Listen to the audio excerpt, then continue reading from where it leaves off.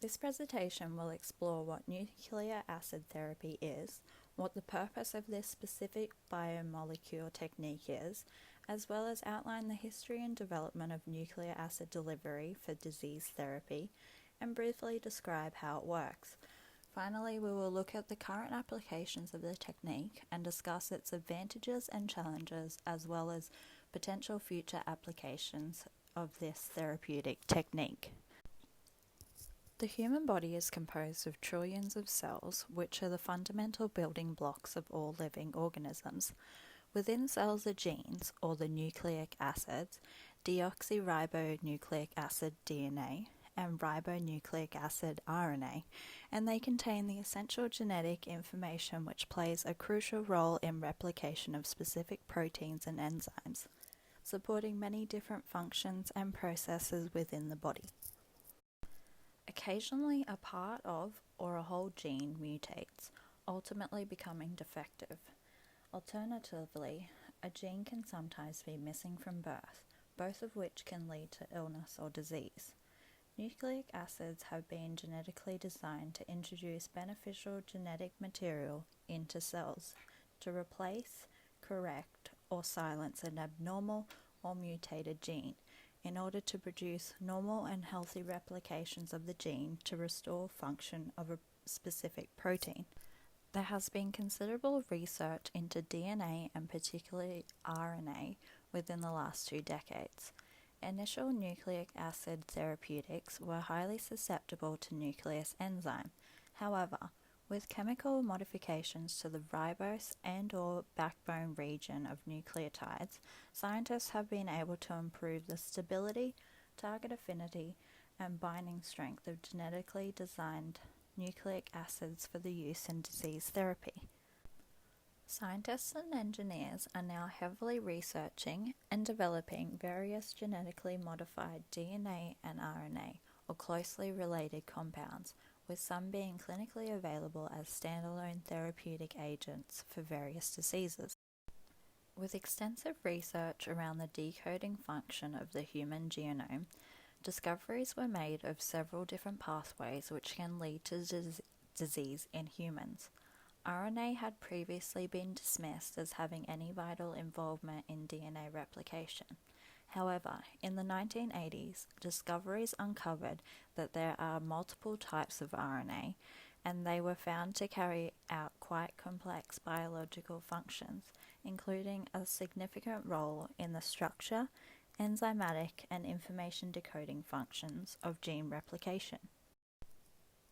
Further development of nucleic acid therapeutics are being explored and assessed for safety and efficacy in treating various cancer states, as well as currently incurable neurodegenerative diseases such as Alzheimer's, Parkinson's, and Huntington's disease, as well as various other neurodegenerative diseases. Therapeutic nucleic acids are delivered to the targeted area through the aid of a vehicle or vector known as the vector-assisted delivery system, which often utilizes a non-pathogenic virus used to enter a target cell and will not cause any further disease. Viruses tend to have a natural ability to deliver genetic material into cells, and is why they are used to successfully deliver genes or genetic components to a defective cell. Scientists will utilize and manipulate the virus's genome and remove the disease-causing genes and replace with therapeutic genes. These vectors will then unload the therapeutic genetic material into the target cell. These viruses include both DNA and RNA viruses and are classified into 4 different types: adenoviruses, retroviruses, adeno-associated viruses, and the herpes simplex viruses. There are various methods of nucleic acid delivery for disease therapy, the most notable methods being gene therapy, RNA interference, antisense and antigene oligonucleotides, and aptamers. Gene therapy specifically involves replacing a defective gene with one that doesn't cause disease, add missing genes to help fight off disease, or turn off a gene which is causing illness or disease.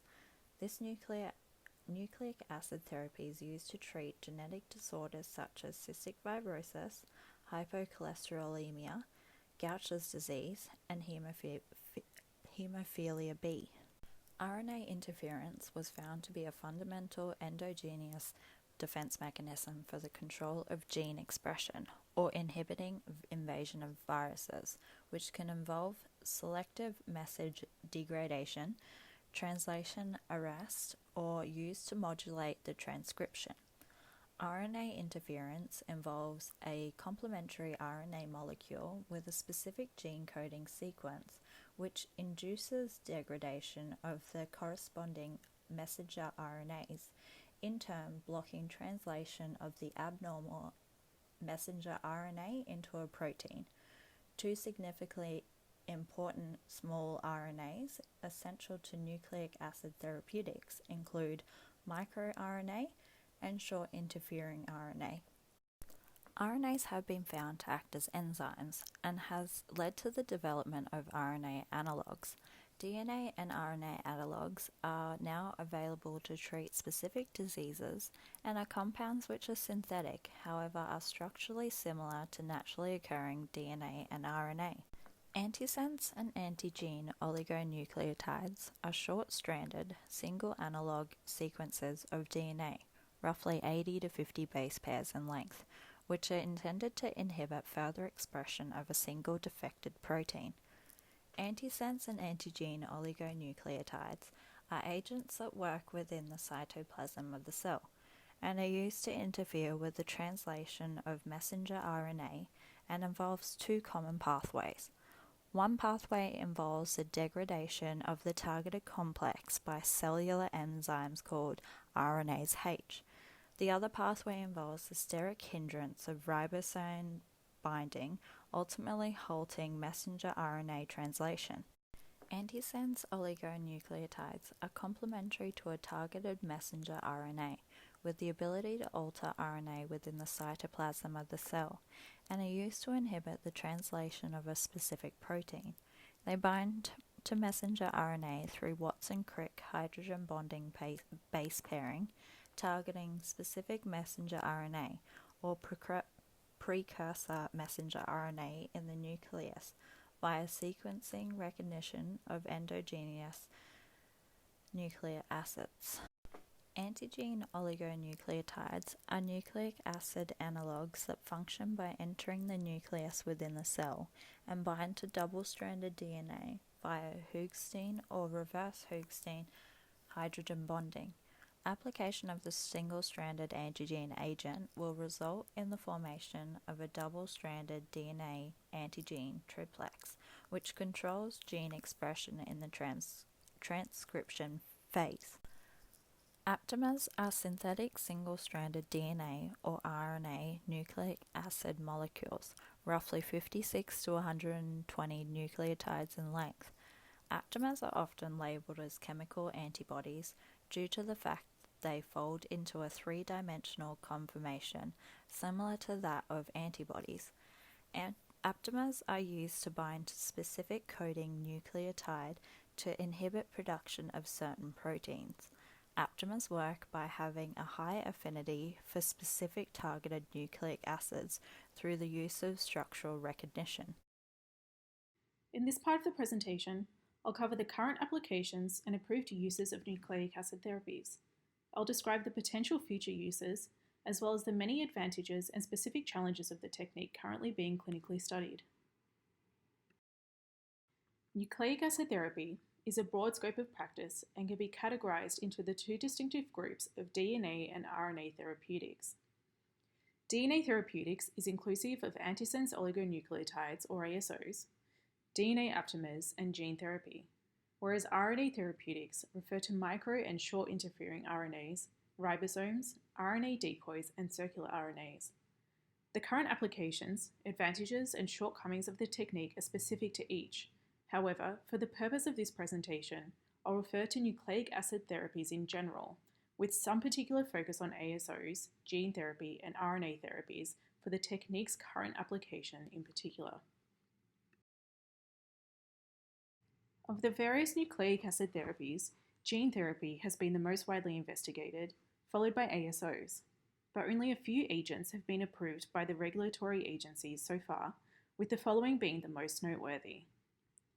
Vitravine was the first ASO approved by the Food and Drug Administration, and it was intended for the treatment of CMV retinitis. The drug has since been withdrawn from market as the use of highly active antiretroviral therapies has decreased its need amongst the affected patients. Macugen is an anti-angiogenic injectable drug used to treat age-related macular degeneration of the retina, whereas mipomersen, also administered by injection, is used to treat hypercholesterolemia, which is a disease associated with very high concentrations of low-density lipoprotein.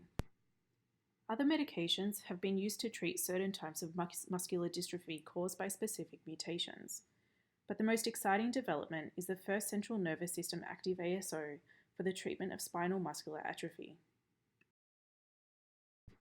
It's worth noting that many of the therapies either approved for use or in the advanced stages of clinical trials are based on an injectable delivery system.